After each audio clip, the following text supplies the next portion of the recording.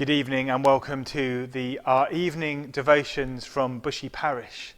I'm Father Tim and I'm going to tell you a little bit about something called St. Martin's Lent, also known sometimes as Celtic Advent. I'm standing here by the nativity window in St. James's because we're in that period leading up to Christmas. Some of you may have already put your Christmas trees up, your decorations, planned Christmas for different eventualities. It can be a busy time, and we can easily be so focused on planning for Christmas that we forget that Christmas and Advent are two different seasons. Christmas actually starts on Christmas Day, or the night of Christmas Eve, and goes on until Epiphany on the 6th of January. Those are the 12 days of Christmas. And contrary to popular culture, the period leading up to Christmas Day is not the Christmas season, it is Advent. Advent is a time of active preparation, not passive waiting.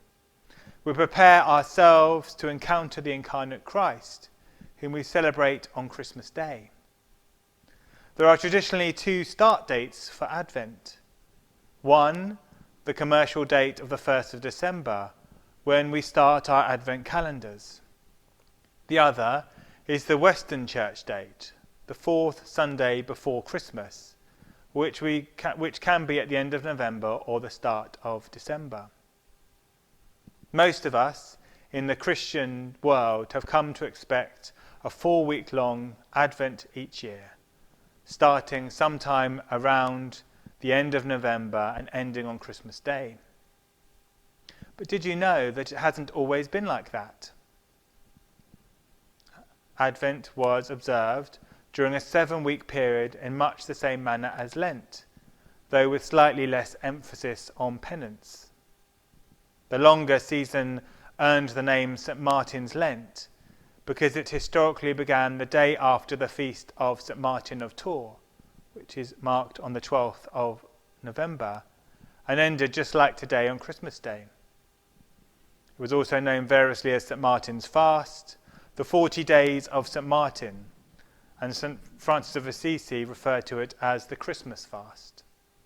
In fact, in the Celtic tradition, there were 3 periods set aside as 40-day Lents, also called the 340s, 3 periods of Lent held in the Celtic monastic centres.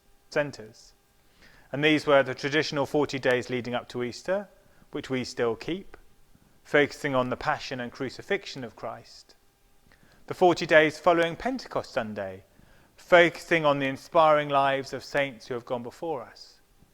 And 40 days leading up to Christmas, the 40 days of Advent, starting on the evening of the 15th of November. It is believed that the 40 days of Advent were further split into 3 sections. The first was the Incarnation, what we all focus upon at this time of year. The second is the coming of Christ into our lives. And the third is the coming of Christ at the end of all things, as depicted in the book of Revelation. It seems a lot to cram into our normal 24 days. St. Martin's Lent, or Celtic Advent, was formerly observed even by the laity with abstinence from flesh and with fasting on Mondays, Wednesdays and Fridays. Now I know that we've missed the start of both St. Martin's Lent and Celtic Advent, but wouldn't it be wonderful if we were to take up again some aspect of St. Martin's Lent as a spiritual practice? Advent, like much of the important days of the Christian year, has almost been completely secularized. You can now buy an Advent calendar in just about any shape or form. Many people, even some Christians, think that Advent starts on the 1st of December instead of the variable dates of the church calendar. Perhaps reclaiming a bit of the penitential aspect of Advent could help to bring our attention back to the mystery of the Incarnation, Emmanuel, God with us. Advent is about waiting for the birth of Christ, but it is also about waiting for the return of Christ. And while we celebrate the first arrival, we turn our eyes towards the second. This year, perhaps we need to observe more of the character of St. Martin's Lent than normal, to move away from the superficial film that the Advent season seems to have accumulated from the secular world, and which is just an excuse to start Christmas early.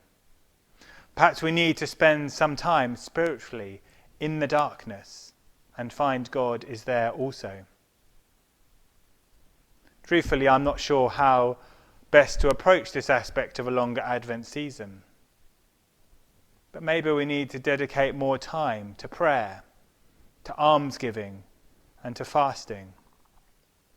I'm taking a retreat day each week instead of going away. And I wonder what impact that will have on my journey until the light and the joy of Christmas Day. During Advent, we have the wonderful tradition of lighting candles each Sunday to represent the patriarchs, the prophets, John the Baptist, Mary, and ending with the Christ child, people who have shown the way to the incarnation. Jem at home has a candle from his godmother Juliet, which he'll burn down every day, just 25 days though. But maybe if you want, you could start by lighting a candle every day. Maybe leave it in your front window. I'm here in the Lady Chapel, and I'm going to light a candle now. And as I do, I'm going to say a prayer.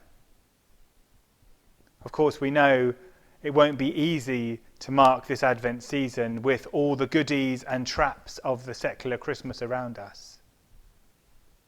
But I suppose that's part of the point, isn't it?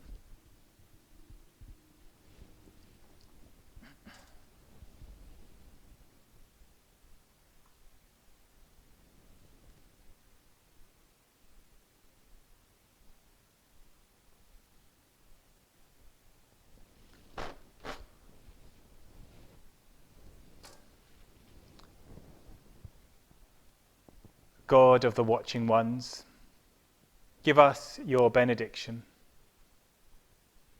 God of the waiting ones, give us your good words for our soul.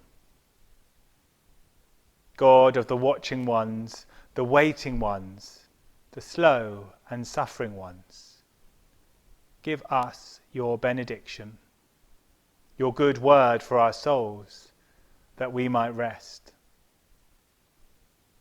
God of the watching ones, the waiting ones, the slow and suffering ones, and of the angels in heaven, and of the child in the womb.